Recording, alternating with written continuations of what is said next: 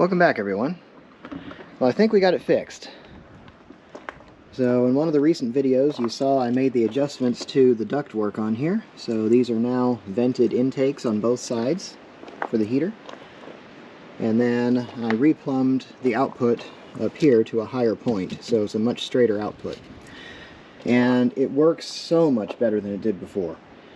When the temperatures actually cool out, it doesn't have to cycle at all. I can run full heat continuously without any problems whatsoever with this box closed. Now, one of the other recommendations that one of you all made was the duct is just too long, and I would completely agree with you for a couple of reasons. One, longer ducts equal problematic airflow. You know, the longer the duct, the more it interferes with airflow. And then on top of it, although this does have a foil interior to it, it's really not insulated. So when I use this with the camp trailer, I can take you over here and show you what that looks like. Normally, I would set it right down here on the ground, right behind the trailer, and run the duct all the way up the back, up to the top of that vent right there, and run it in through the window. So that's a long duct. It's a little bit shorter than what I have currently using it on the bus, but it's still a long duct. And the problem with that is if I'm in really cold temperatures, that's a lot of space that heat can just dissipate out into the air before it ever gets to the space I'm trying to heat. So, I'm going to try something new.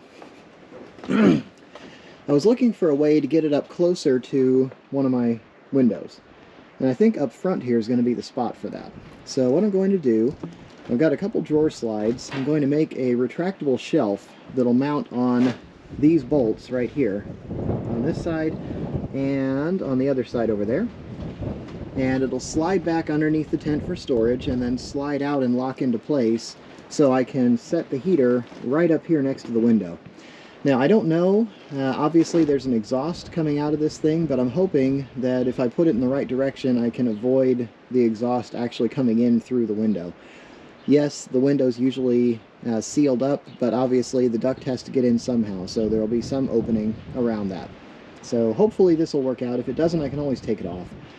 But let me get that built. I've got some leftover 2x2 angle that I can use for the primary supports. I'm just going to run it back between this bolt and the one behind it back there. Then I've got some smaller angle iron I'm going to use to make a framework and put a piece of maybe aluminum or whatever I've got left over on top of it. So let's see what we can do. What I had so far, I had this leftover piece of aluminum 1.5" angle, and it was long enough to make two pieces out of. So I've drilled out 1/2" holes. So I've got a little room to kind of wiggle this around and make sure that everything's squared up. I know when I drilled these holes to put the tent on, I wasn't very specific about making sure they were in exactly the same orientation all the way across. But I think you can see on the far side down there, I've taken the nuts down as well on the other set. So there will be another one of these going up over there. Plan is, I wanted to make sure that I had 24 inches of exposure past the end of the tent. So that way I can put the heater lengthwise against the tent. So having this output duct pointed straight toward the tent if necessary. The reason I'm doing it that way is I'm going to be purchasing a small portable air conditioning unit as well. Yes, I know, glamping. I'm planning on spending some time out in the desert in the middle of summer coming up, and I just want to make sure I'm ready for both nighttime temps and daytime temps. So I don't think I'll ever actually set the two up side by side, but just in case, I want to make sure that I can. So what we did, I just extended this door slide out. These each have 100 pounds of potential carrying capacity on them, so it should be plenty since I'm not going to be driving with this extended. It just needs to hold the weight of the unit. So extended it out and basically just pushed it as far forward as I could. So I took the back end of the drawer slide here and lined it up with the back of this crossbar. I did it that way because I know that my holes in the aluminum aren't exactly in the same place either. So that way I can clamp the other one up on the other side and make sure that it lines up exactly the same here, and this should give me a square point to start with. So that way my drawer slides aren't closed or extended at different positions lengthwise, so they should stay solid side to side. So I put a mark up here so I know where that needs to be, and what this actually gives me is about 26 1/8 from the base of the tent out to the far end of the door slide. So that's plenty of room, exactly what I needed. So now with this mark here, I can mount this. Now the other thing I need to pay attention to is this middle bolt. So I've got two of these right here, you can see it. So I need to make sure that when I build my tray, that it slides in beneath those bolts. I could cut them off a little bit if necessary, but I'd really rather not. So I need to make sure that whatever I build sits low enough that it doesn't cause any trouble. So let's take a measurement to start with. If I was to mount this all the way up as it is now, then what we're dealing with here is about 1/2 inch. And over here, I need to clear 3/4. So that won't work. So my plan is, I can lower this down a bit. You see here, these are pretty much in the middle. I can bring them down a little and gain an extra maybe 1/4 inch of space, which should be enough. And then up here, when I mount this, I can mount it as low as possible as well. And that hopefully will allow me to clear those central bolts without having to cut them off. But I guess we'll find out. And here's the other side, temporarily mounted in place. So same thing, I've got it bolted up, pulled it all the way forward.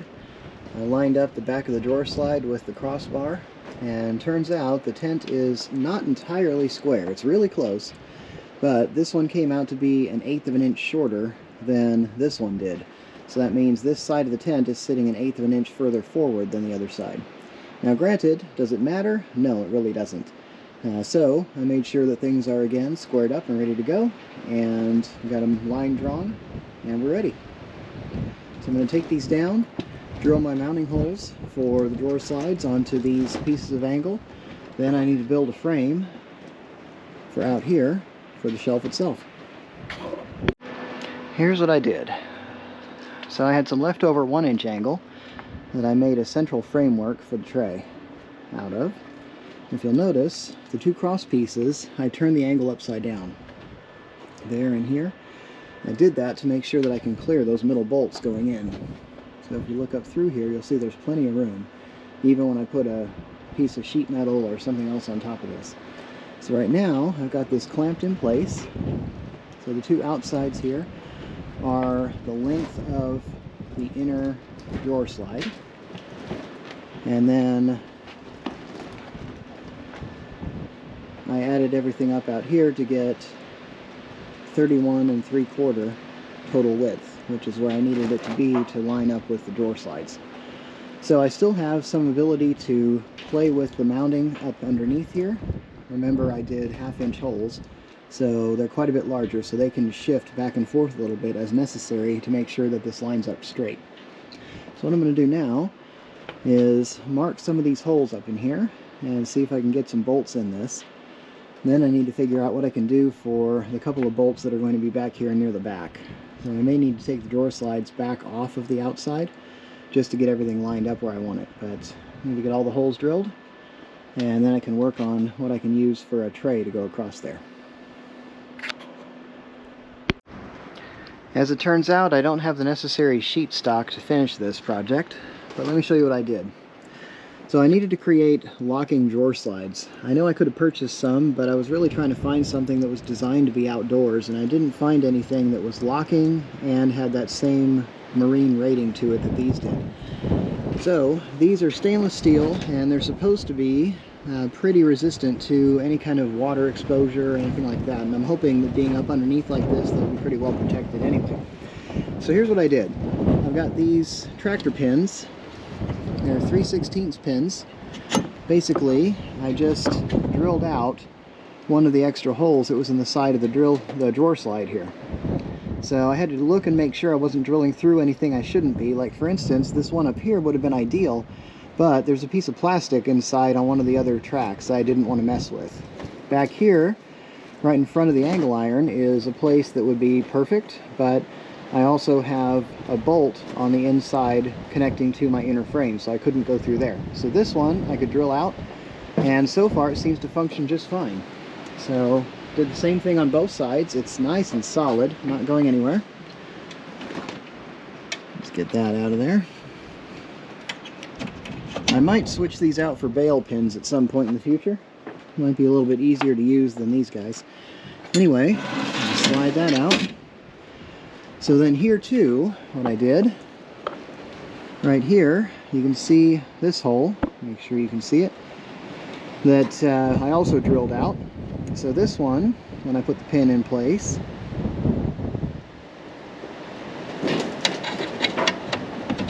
there we go. Just lock that in and do the same thing on the other side.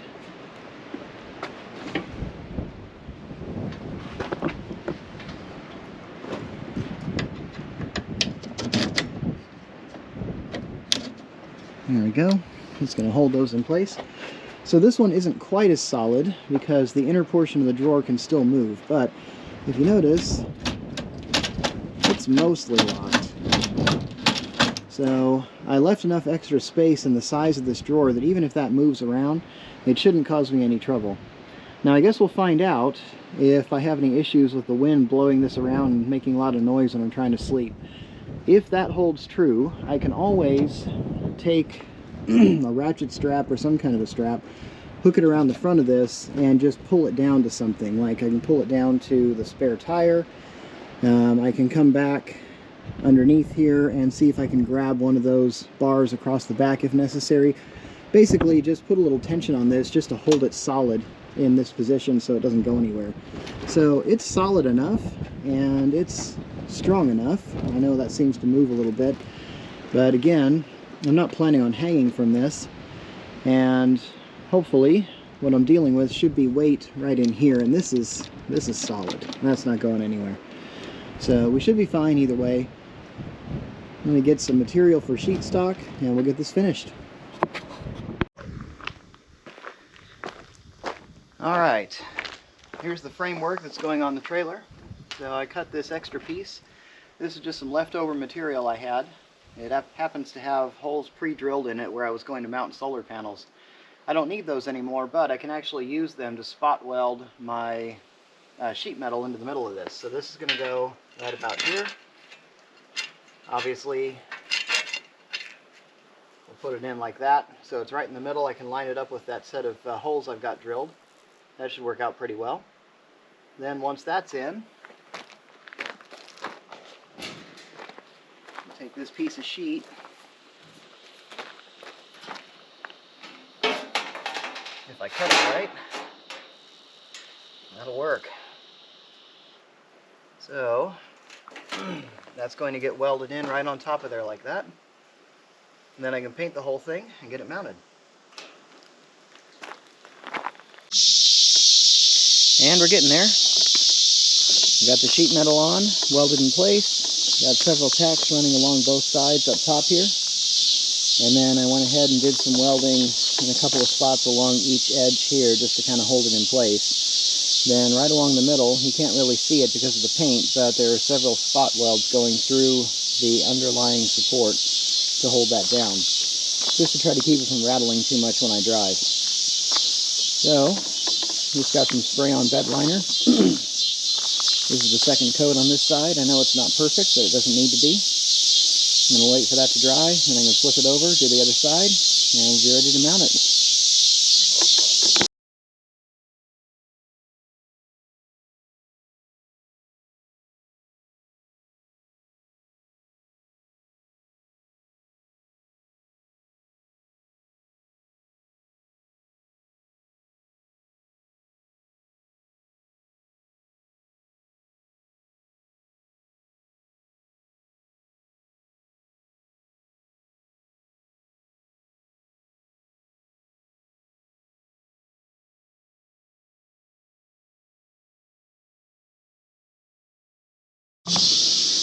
Well, there we are. So I need to put a few more bolts in here just to make sure everything's nice and solid, but here we have it. I went ahead and put the sheet metal on here, and I've got a piece of, it's 18 gauge up there, and then another piece of angle iron across the middle up here just to help support it. Painted with some spray-on bed liner, Again, it moves a little bit, but yeah, once I have everything locked in, I've got about 4 more bolts I need to put in place on each side, so it won't be a big deal, and I can actually add even some more here if I want to. Okay, now we got it. So, I drilled these out to put the pins through. There we are. Slide that back into position. Drop the pin.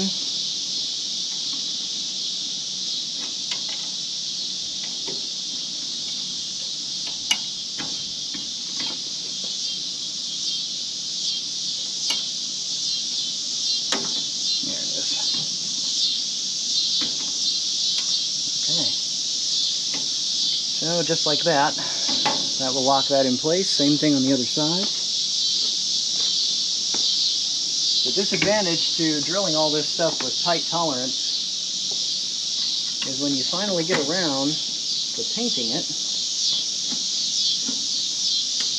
things tend to not be exactly what you expected. But there we are. So in its closed position, it's not going anywhere. You pop these open, get them out of there, pull this out.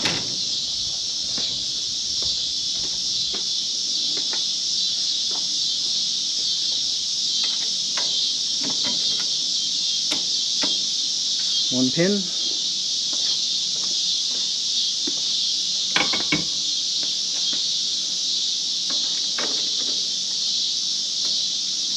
2. There we are. So we have a little bit again of movement here. But that will work for setting something up here. We're nice and solid. Yes, I know it seems like it has a lot of movement to it, but that's because I need to put some more bolts in. But that should do the trick. Again, these have at least a couple hundred pounds of carrying capacity on here, so it should be plenty heavy duty to put the heater up top. So, until next time, I hope you enjoy the project you're finding yourselves in, and I'll see you over the next horizon.